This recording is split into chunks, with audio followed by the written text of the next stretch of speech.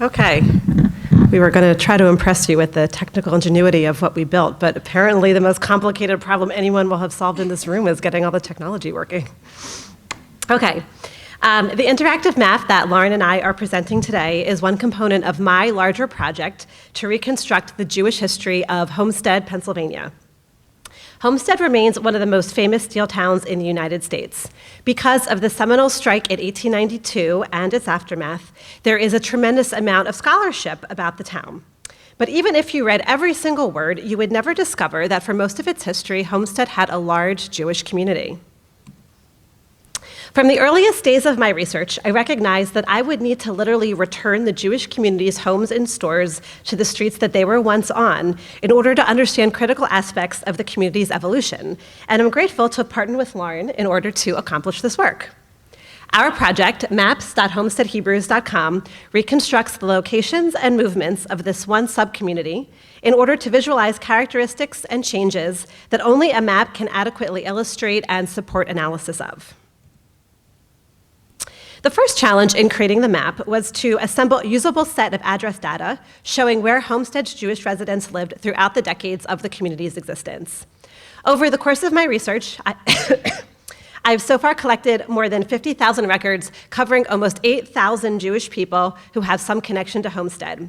Some of these records are organized specifically around address data, and in others, address data is included as secondary information.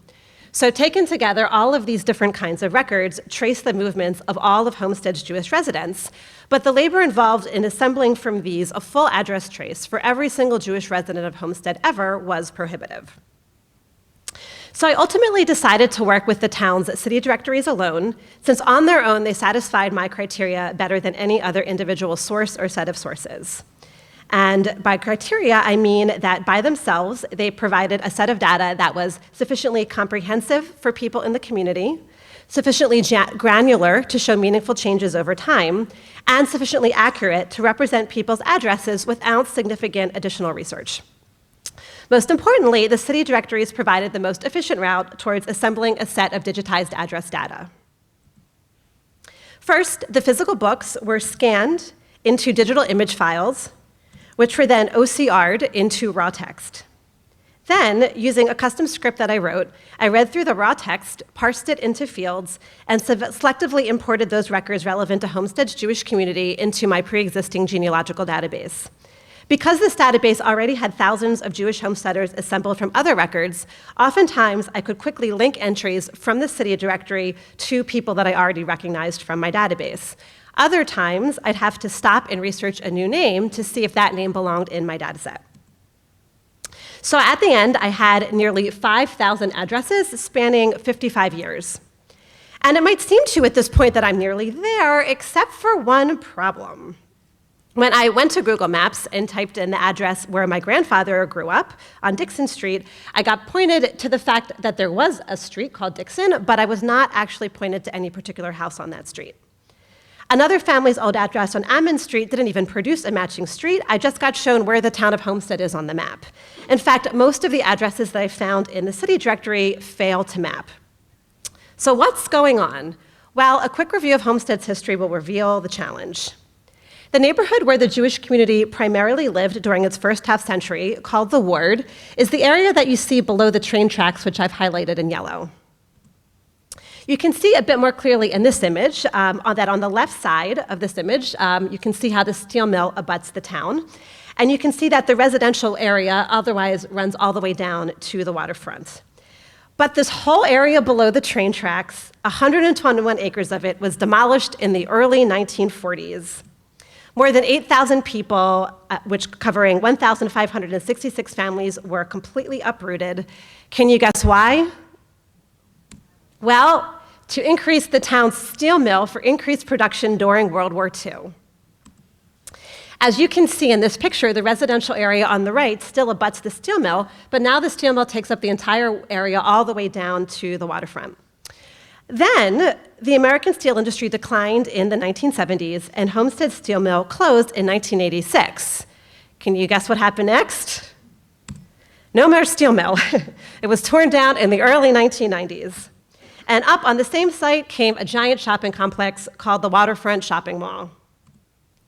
So how could I ever rewind to before the shopping center and before the expanded steel mill in order to create a map with all of this historic address data? I saw the possibility of a solution in the Sanborn fire insurance maps of the Homestead district. These are large bound volumes where each page shows a section of Homestead, showing exactly how the streets and buildings appeared at that time. So, for an example of how this solution can work, imagine, if you will, that you are researching the Samuels family and you want to get more information about Isaac Samuels.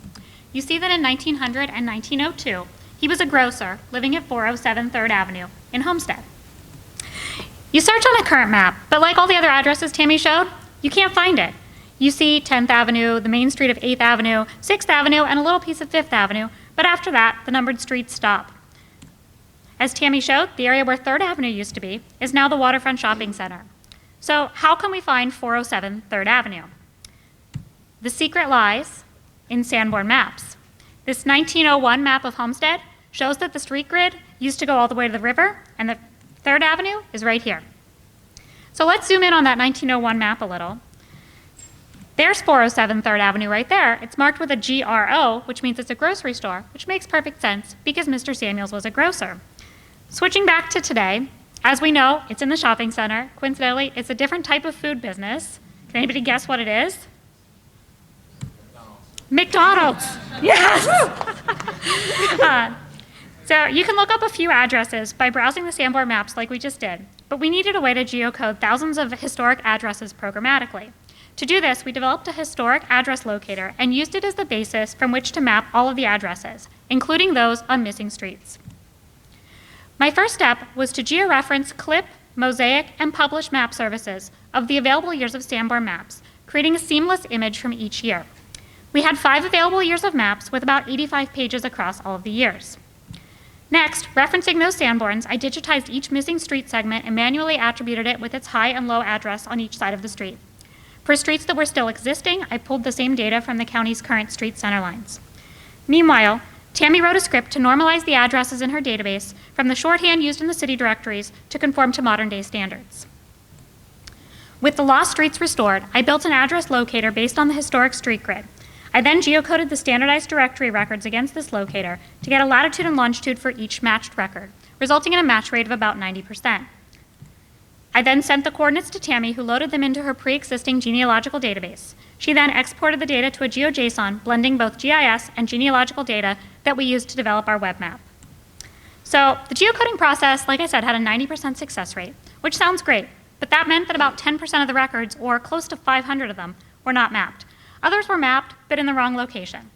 Tammy and I needed to work together to research and manually place unmatched addresses and correct those that were incorrectly mapped. Let's take a look at some of these examples. So in this example, sometimes the city directories got the address wrong. This 1914 address for Joseph Katz is clearly a mistake, since he lived at the same address on East 8th Avenue every other year before and after 1914. It's highly unlikely that he moved from 8th Avenue to 6th Avenue and back to the same house on 8th Avenue 2 years later, so we moved him to 8th Avenue where he belonged. We needed to review each person's address across all of the years that we had to identify and correct these mistakes.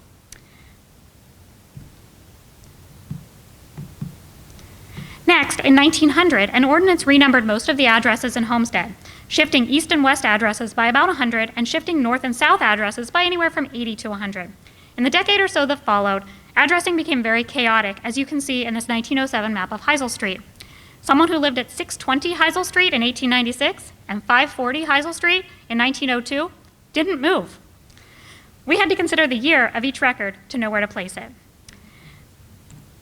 As parts of the Homestead district were incorporated into the nearby city of Pittsburgh, they renamed their streets and sometimes changed their house numbers too. One such neighborhood renamed all of their streets in the 1930s. We needed to find a translation between the old and new street names and their address ranges to know where to place these people. Prior to 1900, records had ambiguous addresses like building names, such as Greer's Row, and rural records, which most of the area was rural, rarely had house numbers, such as Green Springs Avenue, or maybe it was just the name of a farm, or even a whole neighborhood, Munhall. We needed to find property deeds, reference property ownership maps, and use census records, newspaper articles, and known family relationships to locate these addresses. In the end, we located or approximately located all of the addresses. We continued to refine them as new information becomes available. But we now have enough information to develop a tool that Tammy and others can use to understand family and community patterns of the Homestead Jewish community.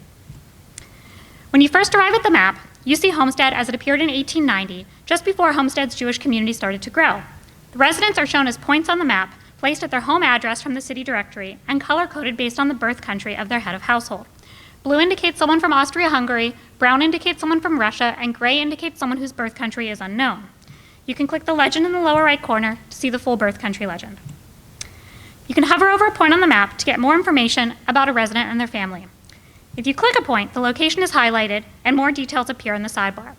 In this case, if one person lived at the location, the sidebar shows information about that person, including their birth year, birth country, age in the map's current year, profession, and synagogue membership status. For more information, you can click this link to go to Tammy's online database and see all of the data she has collected for this person, all the different kinds of records she talked about at the beginning of this discussion, and more. A critical decision we made in organizing the city directory data was to organize it not by individual, but by household. If the city directory listed multiple people living in a household in the map's current year, such as a husband and wife, the tooltip and sidebar list all given residents. You can then click any person from that list to see their information in the sidebar. In cases where there were multiple households at one location, such as an apartment building shown here, records are clustered showing how many households there were at that location in that year. You can click a cluster to expand it, show each of the households, and then click one of the households to get more information about its members. To search for a specific person by name, you can click the search icon in the sidebar to open the Record Search tab. Once you type at least 3 characters of a person's name, a list of matching records is displayed. You can click a person to get all of their directory records across all available years. And you can click any record to update the map to that year and zoom to the person's address in that year. This is a great way to see where a person moved, who their neighbors were, and how their occupation changed. For example, searching for Tammy's great-grandfather, Bernard Hepps, shows that he started off as a laborer in the late 1800s, became a delivery man for a local beer distributor, and by 1914 he had become the proprietor of a hotel and saloon, which he turned into a pharmacy managed by his sons when Prohibition started. This is one of many cases where you can see people realizing the American dream, starting off at the bottom and working their way up to becoming business owners and managers. You can also search for any current address or place in the Homestead area, or search for any historic address from the city directories. To zoom to the location on the map, and in the case of historic addresses, update the map to that year. This lets you search for an address that has since changed, or an address on a street that no longer exists, such as 117 3rd Avenue there. The historic map that you see in the background is the Sanborn map from the closest year prior to the map's current year. You can pan around to explore the streets, houses, and businesses of Homestead in that year. You can also drag the opacity slider to compare the historic map to today or 3 other periods of Homestead's history, 1939, 1957, or 1993. By scrolling the time slider or clicking the previous and next arrows, you can travel through time from 1890 to 1945 to see how Homestead and its Jewish community evolved. As you move through time, the map updates to show where Jewish residents lived in each year, and also shows the changing location of the Homestead Hebrew Congregation Synagogue. At a community scale, this shows how Homestead's Jewish community expanded from a few people living around the railroad tracks to a large community living throughout Homestead and the surrounding suburbs. Notice what happens when you get to the mid-40s. You can see the effects of the steel mill expansion that Tammy showed earlier. See how everybody has moved away from the area along the river. Now you can see exactly which families were forced to move and how long they had been in the homes they were forced to abandon. Finally, you can click the paintbrush icon to open the Display by Attribute tab, where you can choose how you want to symbolize the data. The directory records can be color-coded by the head of household's birth country by default, or you can also symbolize them by immigration year or membership of the Homestead Hebrew Congregation.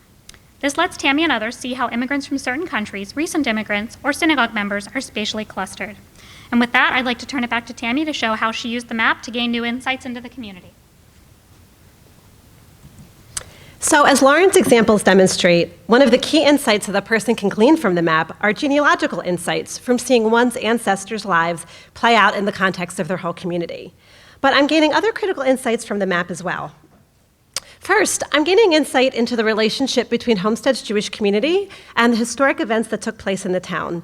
Here, for example, is a famous photograph of 8th Avenue and Homestead taken during the strike in 1892, from when the town was put under martial law to quell the strikers. This building with the arrow served as the headquarters for the labor union who was supporting the strikers, and also for all of the out-of-town journalists who came in from all over the country and the world to cover these events. Thanks to the map, I learned something about this photograph that no one else who studied the strike seems to know. These are Jewish stores, and these are Jewish homes, including the first American home of my great-grandfather. Here is a different view of the same stretch of 8th Avenue from the same time period, showing the militia on duty. Is that Isidore Grossman standing outside of his shop? Is that his wife Jenny leaning out of the window of her home above? From 1892 till now, the people who study the Seminole labor conflict have seen these images and not realized everything that these images represent. Jews were located in Homestead at the time of the strike and located proximate to key events. Much of the missing history of minority communities is like these pictures, overlooked but clearly present for those who take the time to look. The map provides sociological insights as well. For example, as the Jews moved above the train tracks and further away from its older center near the synagogue, we're also seeing the effects of changing religious observance. Traditionally observant Jews will only walk to synagogue on the Sabbath and holidays. But this newer neighborhood, located a couple miles from the synagogue, began to become a Jewish center in the late 30s and continued to grow into the 40s and 50s. This suggests that these families, headed by younger people, probably drove to synagogue. Thus, the map allows us to see when and how the traditional observance of only walking to synagogue faded. A picture is worth 1,000 words, and this map, more clearly than any article I have written or talk I have given, shows for once and for all that Homestead once had a significant Jewish presence that historians cannot overlook if they truly want to understand all the dynamics of life in this famous steel town. For me, the map is a picture that creates visual order out of the meaningless chaos of the raw directory data. The map began as a tool to answer my long-standing questions, but has since transitioned to a tool for discovering questions I would have never otherwise known to ask. Beyond our particular project, we hope there is much in what we did that will have value for many other kinds of community studies. From a cartographic perspective, we have established that even a significantly altered street grid need not prove an impediment to understanding historically significant communities. And finally, from an analysis perspective, we've demonstrated a number of ways to merge geographic and genealogical data to create maps that operate along a number of different dimensions.